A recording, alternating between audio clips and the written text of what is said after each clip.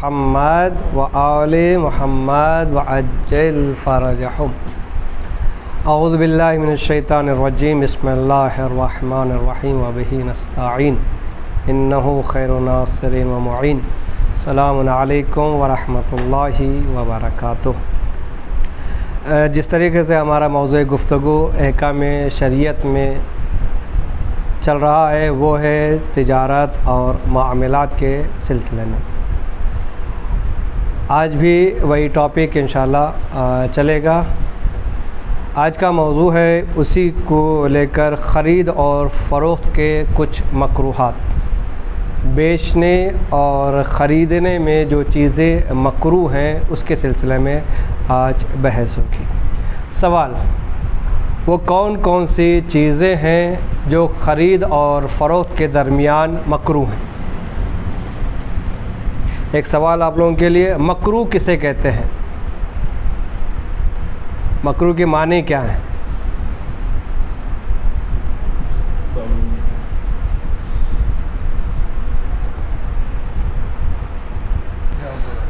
मकरूह यानी वो काम जिसके करने से कोई अज़ाब नहीं, ना करने पर सवाब है।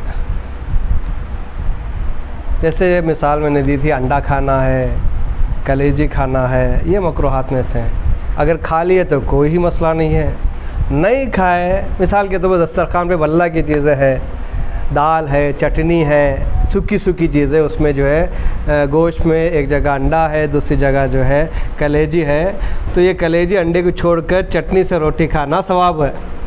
अगर अंडे से और कलेजी से खा लिए तो कोई अज़ाब नहीं है।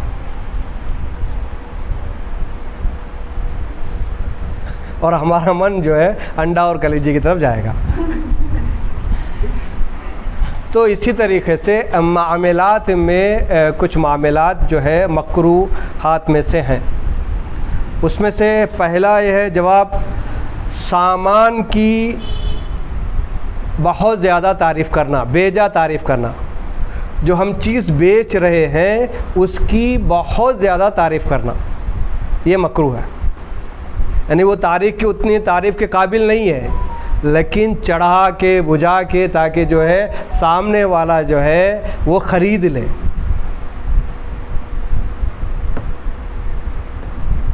मिसाल को दे दूं, आप जो है जवाहर के काम करते हैं, फिर क्या सफ़ेर नीलम जिसे कहते हैं, उसे ये बेचना बोल के कि इसके पहनने से पैसा आएगा, इसके पहनने से किस्मत खुलेगी, ये जो है मकरूह है। यानी बेजा तारीफ़ करना।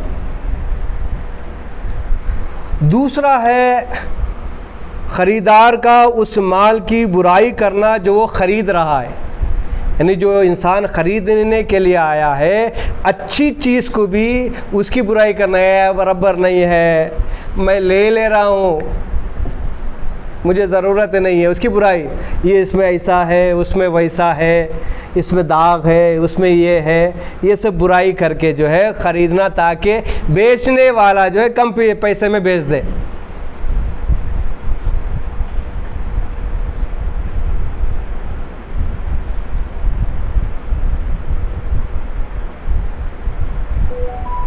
मिसाल के तौर पर मोबाइल है, लेने वाला आया, ये मोबाइल देखा, उसके बाद कहा इसमें फ़ीचर बराबर नहीं है, इसमें वो नहीं है, उसमें ये नहीं, जबकि उसमें सब है, लेकिन चूंकि उसे सस्ते में ख़रीदना था तो लिहाजा उस चीज़ की बुराई करके जो है वो ख़रीद रहा है। ये मकरूहात में से। तीसरा, सौदेबाजी के दरमियान सच्ची कसम खाना, ये मकरूह है। झूठी कसम हराम है, झूठी कसम खाना हराम है, लेकिन सच्ची कसम खाना ये जो है मकरूहात में से है। यानी बेचने के लिए सच्ची कसम खाना।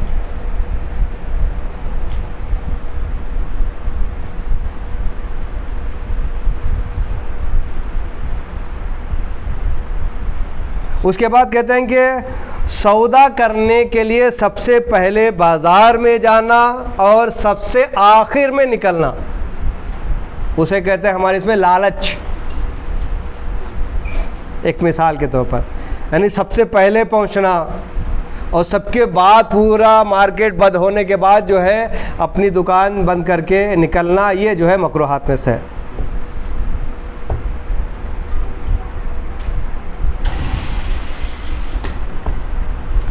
उसके बाद है सौदा पूरा होने के बाद, यानी सौदा अंजाम पाने के बाद, यानी सौदे को तय, उसकी कीमत वगैरह सब तय करने के बाद उस चीज़ की कीमत को कम करने का मुतालबा करना।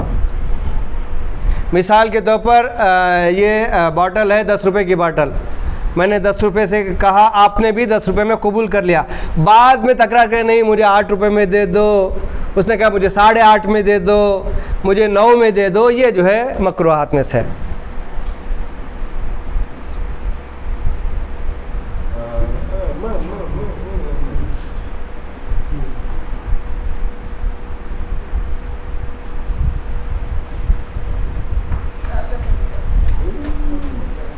सवाल,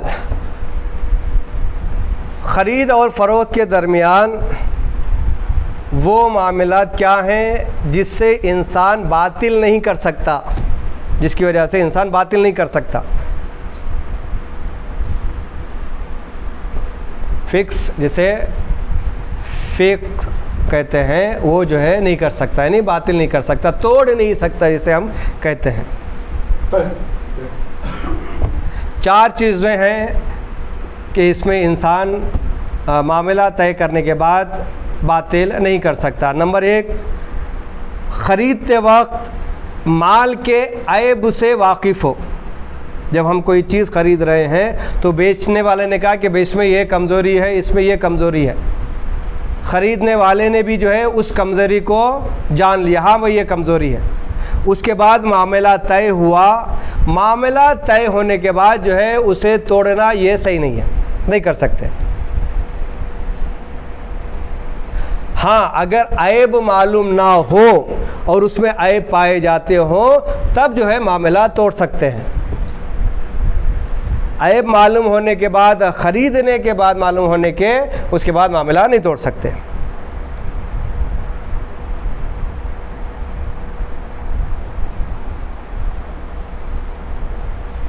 दूसरा है कि माल के ऐब को वो कबूल कर रहा है, एक ही में आ गया, नहीं मामला ऐब मालूम होना, और दूसरा है कि ऐब मालूम होने के बाद जो है ख़रीदार उसे ख़रीद रहा है, कबूल कर रहा है उस ऐब को। मिसाल के तौर पर जो है मोबाइल है, हमने कहा भाई मोबाइल में जो है फ़ेसबुक नहीं चल रहा है, इसमें यह कमी है। चूँकि आपको मालूम हो गया फ़ेसबुक नहीं चल रहा है, उसके बाद आपने भी ख़रीद लिया, बाद में कहते हैं नहीं भाई नहीं, इसमें फ़ेसबुक नहीं चल रहा है, तो लिहाजा मैं इसे आपको वापस करना चाहता हूँ, ये नहीं हो सकता, पैसे आने के बाद जो है वगैरह वगैरह।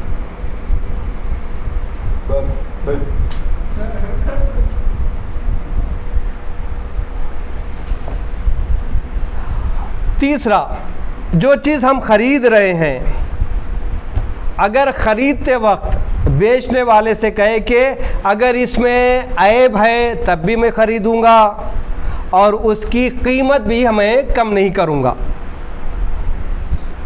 यानी पहले ही कबूल कर रहा है, बोलने यानी बेचने वाले के बोलने से पहले वो कबूल कर रहा है कि अगर इसमें कोई ऐब भी है या कोई नुक्स भी है या कोई बीमारी भी है तो मैं उसे कबूल कर लूँगा, ले लूँगा और उसमें पैसे भी कम नहीं करूँगा, जो आप कहेंगे वो मैं दे दूँगा। ये सब तय होने के बाद जो है मामले को बातिल नहीं कर सकते।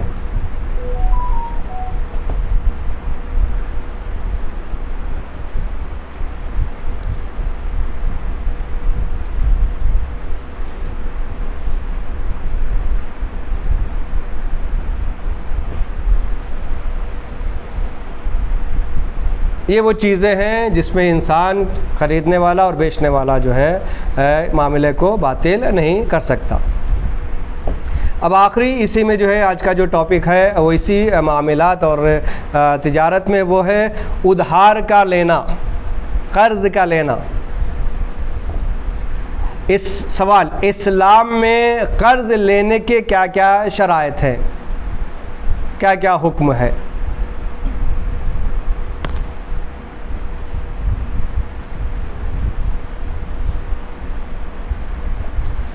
रिवायतों में भी है कि जनाब रसूल खुदा सल्लल्लाहु अलैहि वसल्लम फरमाते हैं, अगर कोई बंदे मोमिन मजबूर है और वो किसी ऐसे के पास जा रहा है जिसके पास माल मौजूद हो और उसने कहा कि मुझे कर्ज़ चाहिए, अगर उसने उसे कर्ज़ दे दिया तो क़यामत के दिन इस अमल के बदले परवरदिगार आलम उसे जन्नत अता करेगा।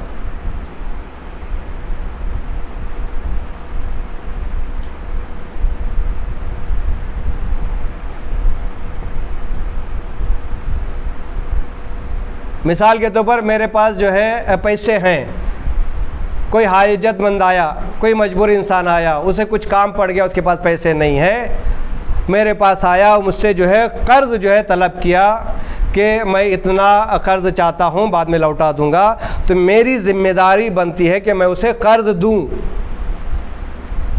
तो रसूल फरमाते हैं ऐसे इंसान के लिए जो एक बंदे मोमिन को कर्ज़ से मदद करेगा तो परवरदिगार आलम उसे इस बदले जन्नत अता करेगा। और अगर मेरे पास रहते हुए मैं कर्ज़ नहीं दे रहा, झूठ बोल के उसे भेज दिया, नहीं है मेरे पास कुछ भी नहीं है, मैं खुद जो है मजबूर हूँ, मैं कुछ कर्ज़ लेने वाला हूँ, जबकि मेरे पास हैं, इसके बावजूद मैं जो है दूसरे मजबूर इंसान को कर्ज़ नहीं दे रहा हूँ, तो रसूल फरमाते हैं ऐसे इंसान चाहे वो जितना भी नेक अमल कर ले, लेकिन इस अमल के वजह से वो जन्नत तो क्या, जन्नत की बू भी नहीं सूंघ सकता, उसका ठिकाना जहन्नम है। तो दीन इस्लाम में कर्ज़ के मामलात के क्या क्या शराइत हैं। नंबर 1, अला मुहम्मद व आले मुहम्मद